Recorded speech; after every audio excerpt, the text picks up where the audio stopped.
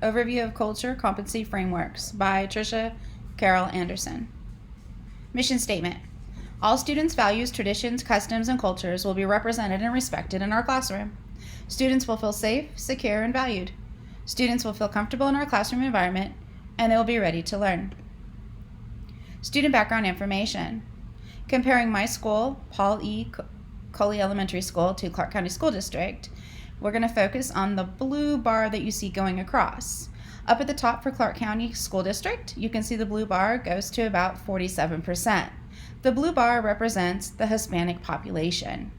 If you look down at Coley Elementary School, if we look at our blue bar, which is our Hispanic population, you will see we're at 72.74%. So we are almost at 73% compared to the district rate, which is 47%.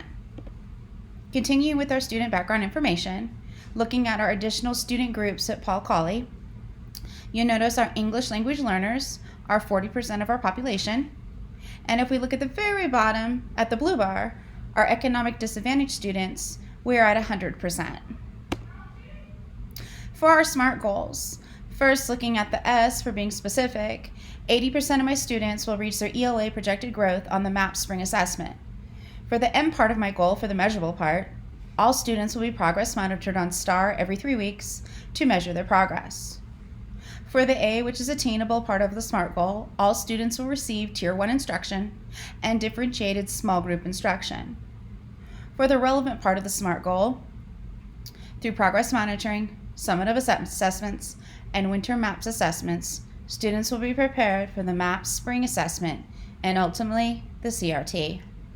For the last part of the goal, for the T for timely, every 6 weeks, data will be evaluated to ensure all students are on track to reach their goal. Further analysis will take place during our 3rd grade PLC meetings. For the standards that I will be covering for the ELA lesson plan, the first standard is RL 3.1, which refers to asking and answering questions. The second standard is RL 3.3, which is going to be the heavy focus of the lesson plan, which is describing characters in a story, their traits, motivations, and feelings. For RF 3.4, students will be able to read with sufficient accuracy and fluency to support their comprehension.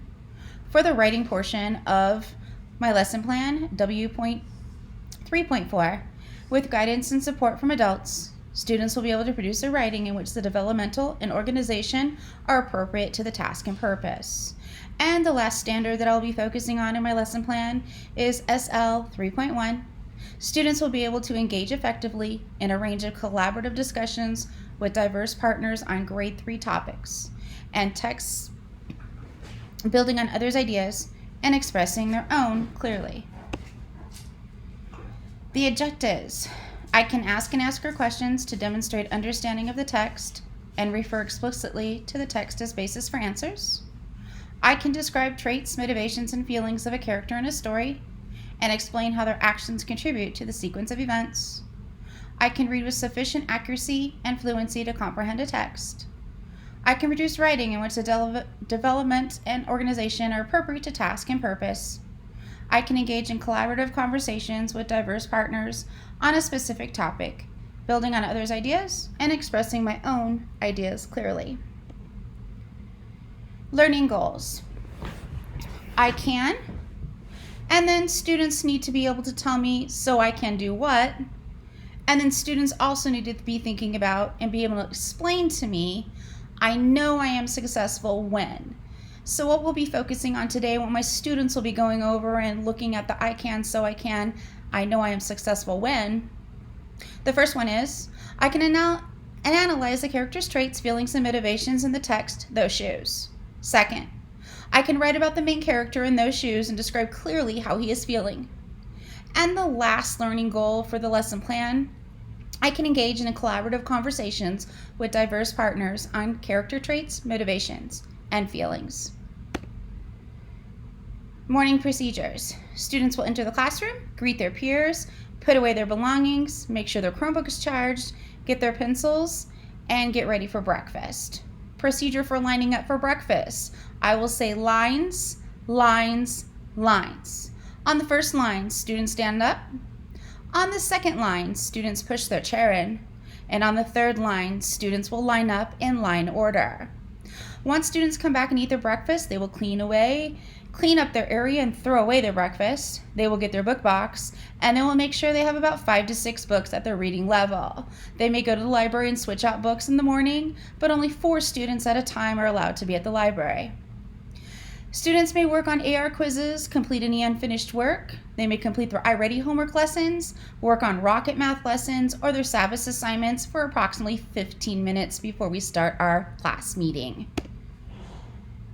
For SEL, students will complete a Nearpod activity. Students will watch a short video relating to empathy, self-discipline, self-management, or self-esteem. Students will check in on Nearpod on how they feel today. At the classroom meeting, which we do right after the soft start morning, students place their chairs in a circle. I sit in the circle with them in a chair. I facilitate the meeting, and we first start with the students greeting each other. So each student will look at their partner and say, "Good morning, Raul," and then Raul will say it back to their friend, "Good morning, Johnny," and then we continue around the circle until it comes back to me. We will then share compliments. I will allow about 3 to 4 students to give compliments to their peers. I will then allow about 3 to 4 students to share news. And then we will go over the expectations for the day. And that's when we'll go over the learning goals for our reading lesson. For my classroom management, my attention getter that I use daily is, I say, "Class, class," and the students respond, "Yes, yes." For the groupings at their desk, my students are grouped in teams of 4. I do my best to have a high student, a high medium, a medium, and a low student. Specific hand signals they will use if they need to get up and charge their Chromebook. If they need to use the restroom, they will cross their fingers. To get a drink, they'll hold up 1 finger, and to get a tissue, they just hold 2 fingers together. This ensures, it doesn't interrupt my instruction. I can see their little hand signal. I can give them a quick nod that they're allowed to go do the activity. Next, students may get a sharpened pencil at any time during the day during instruction, but they must return their old pencil, and they will put that in the dull cup, and they will grab a brand new pencil out of the sharpened cup. I run on a team point system. I am broken up into teams of 4, and I usually have approximately 5 teams. During the day, starting first thing when students walk in the door in the morning, I look for, are they kind to their peers? Did they greet their peers? Did they keep their area clean? Are they on task during instruction? Are they participating in our class discourse? Are they walking quietly in the hallway? During transition for small group, or when we're going from the carpet area to the desk area, are they quiet and on task? And most of all, I give rewards. So every Friday, students receive awards for their team if they had the highest team points. I also give individual rewards for students that met their reading goals and math goals. Those goals are specific to each student, and I meet with students usually twice a week to set their goals. I usually set the goals on Monday. Wednesday, we go over to see where they're at on reaching those math and reading goals, and then Friday, if they reach those goals, they get a prize. For the reading block, I will again use the attention getter, class, class, yes, yes. Students will have their sharpened pencil, they'll have their whiteboard, dry erase marker, their reach for reading hard copy textbook, their reach for reading workbook, and they'll be ready to learn. I will build background knowledge on the text and on any of our keywords. I'll use anything from picture cards, images, videos, and I've even brought in artifacts. For vocabulary words, we will do a foldable. We fold it into fourths. It can also be called a personal dictionary. And we'll focus on 1 word a day. And this gives students an opportunity to draw a picture. They look for synonyms and antonyms, and then they get to share it with the class so they really make a connection to the vocabulary words. For reading the text, I use jump-in reading, echo reading, buddy reading, or choral reading. In order to discuss the text or clear up any misconceptions about the skill or expand their knowledge, we will use Kagan's strategies Think, Pair, Share, Round Robin, Rally Robin, or Rally Coach.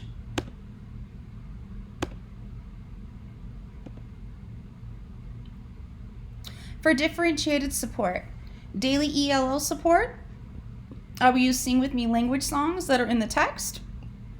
I will provide sentence stems. I will provide visuals and picture cards, anchor charts, and phonics intervention. I also provide small group instruction to all my students, depending on their skill level. I also use scaffolding throughout my instruction, graphic organizers, and for our keywords, our vocabulary, we use personal dictionaries. For assessments, I do formative assessments daily. Examples of the assessments that I use for formative is whiteboard work, conversations with peers, graphic organizers, Nearpod lessons, and exit tickets. Summative assessments are given at the end of each standard to see if the students have mastered the standard. This is an example of one of my summative assessments on Johnny Appleseed. Next is VAB. How do I validate? How do I affirm? How do I build? How do I bridge? How do I make those relationships with my students so they're ready to learn? For the validation portion of VAB, in order for my students to get ready to learn, I must create a safe environment. First, students are active participants in creating the rules and procedures. Next, daily classroom meetings or calling a meeting as needed to solve problems and build that strong community. Lastly, all students have a voice and have one day where they are the star. For the affirm part of VAB, through cooperative learning strategies and repeated modeling of those strategies, students become comfortable sharing and participating in classroom discussions. These positive connections help build students' confidence and help build their communication skills. For building those relationships, once a positive classroom environment has been built and students are able to communicate with each other effectively, students begin to build strong relationships. Not only are they able to build positive relationships, but they'll also begin to understand each other's differences. And for the last part of VAB, the bridging of those relationships, students will then begin to take the skills that they learned in the classroom to help them communicate with others outside the classroom. SEL strategies. For my reading block, I will be using 2 SEL strategies, and these are pretty much strategies that I use probably 2 or 3 times a week. Classroom meetings, I use every day. So the 2 main components that I'll be using daily are classroom meetings. Nearpod SEL lessons are usually about 2 to 3 times a week. For the classroom meeting, they sit in chairs in the circle. They say good morning to each other. We give compliments. We share news. I go over the expectation, over the learning goals, and then we use that Kagan strategy, that think, pair, share, and students discuss the learning goals with their partner for that day. And I set up my sentence stems. So students repeat to each other, to their partner when they're in their discourse. I can, so I can, and I know I am successful when. For the SEL portion that I use about 2 to 3 times a week are Nearpod lessons. So again, I use think, pair, share. Students will stop and discuss with their partner. So the focus of this specific lesson plan, I will be using self-discipline. Teacher will guide through the slides. Students will complete the lesson activities independently. There will be discussion in between the slides, and I will evaluate the results. This is an example of the one that we'll be using in the lesson plan on self-discipline. It goes into the first slide, or the second slide, I should say, and it just talks about the activity. And then I just wanted to show an example of what the Nearpod check-in looks like. So it asks my students what's your current mood and energy level right now, and then they can choose A, B, C, or D, and then I can evaluate the results. How will I evaluate the effectiveness of my lesson plan? Well, I ask myself guiding questions, and I take Post-its daily, and in my daily planner, I put those Post-its for every day. And then over the course of the week, I can go back and look at my Post-its and I can reflect on my teaching and how well did my lesson go. So the guiding questions that I follow are my objectives and learning goals clear to my students? Are my students on task? Are they engaged? Are they off task and not paying attention? Are my students able to explain the learning goals to me? Are they able to tell me and explain how they know when they know the skill? I examine today's formative assessments. I look at peer discussions and exit tickets. And then I ask myself, what did I observe? After evaluating my formative assessments, I then revisit, do I need to reteach the standard? How will I communicate the goals to culturally and linguistically support my administrators, families, and the community? For one, big communication system that I use, because I have a high Hispanic population and most of my families speak Spanish at home. So I use ClassDojo messaging system. ClassDojo is easy for my parents to translate to Spanish anything that I send out to them.